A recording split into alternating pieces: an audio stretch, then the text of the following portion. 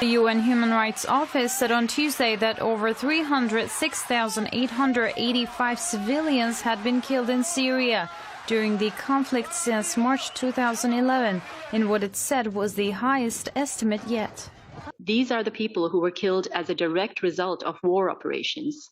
And this does not include the many, many more civilians who died due to the loss of access to health care, to food, to clean water, and to other essential human rights.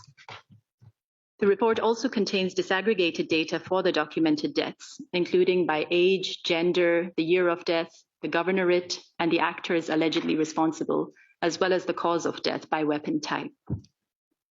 The estimate means that, on average, every single day for the past 10 years, 83 civilians suffered violent deaths due to the conflict. Syria's conflict sprung out of peaceful protests against Assad's rule in March 2011 and morphed into a multi-sided, protracted conflict that sucked in world powers. The front lines have been mostly frozen for years, but violence is ongoing, and the humanitarian crisis grinds on with millions still displaced within Syria's borders.